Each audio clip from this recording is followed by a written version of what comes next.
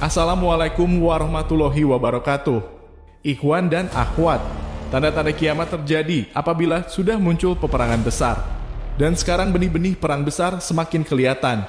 Akan dijelaskan berdasarkan Al-Quran dan Al-Hadis. Lalu, kapankah terjadinya perang besar tersebut? Dan di manakah terjadinya perang besar tersebut?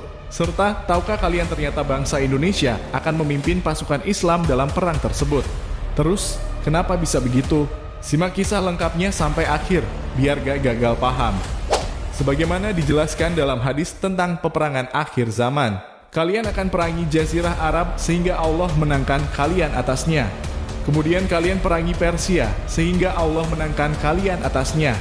Kemudian kalian perangi Rum sehingga Allah menangkan kalian atasnya. Kemudian kalian perangi Dajjal sehingga Allah menangkan kalian atasnya. Hadis riwayat Muslim. Di dalam hadis tersebut dijelaskan bahwa perang terakhir umat Islam terjadi dengan Rum dan Dajjal. Peperangan dengan Rum disebut dengan Perang Al-Malhamah Kubro. Sedangkan peperangan Dajjal disebut dengan Perang Armageddon atau Perang Gog-Magog. Perang Al-Malhamah Kubro itu pusat peperangannya adalah di Suriah, sebagaimana dalam hadis sungguh Rum benar-benar akan memasuki Syam atau Suriah. Selama 40 hari tidak ada yang selamat selain Damaskus dan Aman. Hadis riwayat Abu Daud. Sedangkan Perang Armageddon pusat peperangannya terjadi di Palestina, wilayah negara Israel sekarang ini. Karena Dajjal akhir zaman akan menjadi pemimpin negara Israel yang mengusai wilayah Palestina. Magedon adalah sebuah bukit yang terletak di wilayah Palestina. Sehingga Perang Armageddon adalah perang dalam misi pembebasan Palestina dari jajahan kaum Yahudi. Perang Al-Malhamah Kubro itu terjadi sebelum penaklukan Konstantinopel, sekarang sebagai rezim sekuler Turki, dan Perang Armageddon itu terjadi setelah penaklukan Konstantinopel. Sebagaimana hadis, makmurnya Baitul Maqdis adalah tanda kehancuran kota Madinah. Hancurnya kota Madinah adalah tanda terjadinya peperangan besar atau Al-Malhamah Kubra.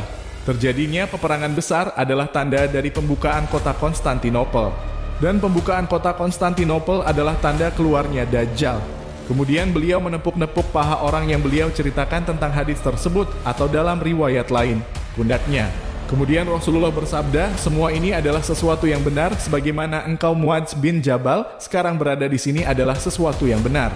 Hadis riwayat Abu Daud.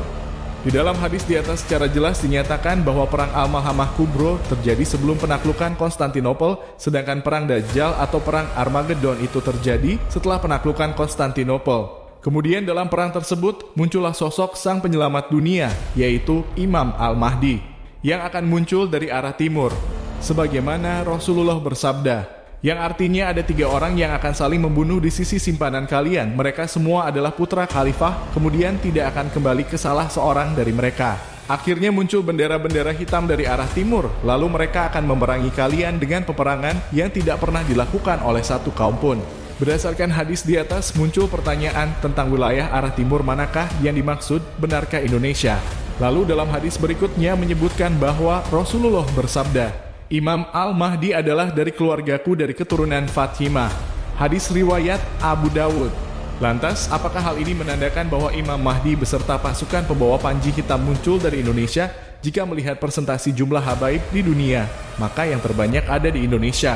Tetapi kita tidak boleh memastikan sepenuhnya karena rahasia ini ada di tangan Allah yang Maha Mengetahui. Dalam perang itu keluar seorang ratu dunia, pelaku makar dan pelacur. Namanya Amerika. Ia menggoda dunia waktu itu dalam kesesatan dan kekafiran. Sementara itu Yahudi dunia saat itu berada di tempat yang paling tinggi. Mereka menguasai seluruh Al-Quds dan Al-Madinah, Al-Muqaddasah atau kota yang disucikan. Semua negeri datang dari laut dan udara, kecuali negeri salju yang menakutkan dan negeri panas yang menakutkan. Al-Mahdi melihat bahwa seluruh dunia melakukan makar buruk kepada dirinya, dan ia melihat bahwa makar Allah lebih hebat lagi. Ia melihat bahwa seluruh alam Tuhan berada dalam kekuasaannya. Akhir dari perang itu ada di tangannya, dan seluruh dunia merupakan pohon yang dimilikinya, dari dahan hingga ranting-rantingnya. Di tanah Palestina terjadi perang dunia yang di situ Al-Mahdi memberi peringatan kepada orang-orang kafir bila mereka tidak mau keluar. Maka orang-orang kafir dunia berkumpul untuk memerangi Al-Mahdi dalam pasukan sangat besar yang belum pernah dilihat sebelumnya. Dalam kelompok kekuatan Yahudi Al-Khazar dan Bani Israel masih terdapat pasukan lain yang tidak diketahui jumlahnya. Al-Mahdi melihat bahwa siksa Allah sangat mengerikan dan bahwa janji Allah benar-benar telah datang dan tidak diakhirkan lagi. Kemudian Allah melempari mereka dengan lemparan yang dahsyat. Bumi, lautan, dan langit terbakar untuk mereka, dan langit menurunkan hujan yang sangat buruk. Seluruh penduduk bumi mengutuk orang kafir dunia, dan Allah mengizinkan lenyapnya seluruh orang kafir di perang Dajjal, dan perangnya terjadi di negeri Palestina. Itu adalah sebagian cuplikan dari isi buku tentang nubuah. Manuskrip langka tersebut berasal dari abad kedua Hijriah, ditulis oleh salah seorang tabiat tabi'in yang berasal dari Syam atau wilayah Lebanon, Palestina.